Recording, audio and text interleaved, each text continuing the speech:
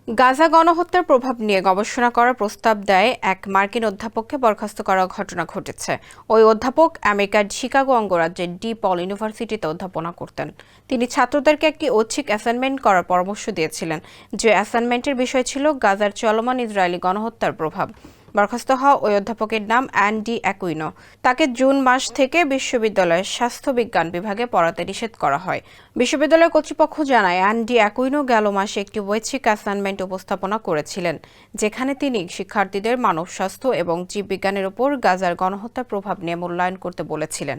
নিজের বরখাস্ত হওয়াকে একাডেমিক স্বাধীনতা লঙ্ঘন এবং ফিলিস্তিন ইস্যুতে যে কোনো আলোচনাকে ইহুদি বিরোধী মিথ্যা দাবিতে পরিণত করার প্রচেষ্টা বলে আখ্যায়িত করেছেন ডি অ্যাকুইনো।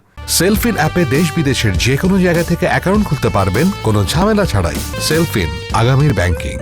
ঘটনার পর এই অধ্যাপকের সমর্থনে প্রায় 50 শিক্ষার্থী ডি-পল বিশ্ববিদ্যালয়ের আশেপাশে জড়ো হন।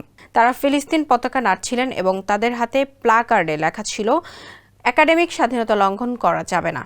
শিক্ষার্থীরা বিশ্ববিদ্যালয়ের বিজ্ঞান ভবনে প্রশাসনিক কার্যালয়ে ডি অ্যাকুইনোর প্রত্যাবর্তনের দাবি নিয়ে একটি পিটিশন দাখিল করেন, যে পিটিশনে প্রায় 1,500 শিক্ষার্থীর স্বাক্ষর ছিল।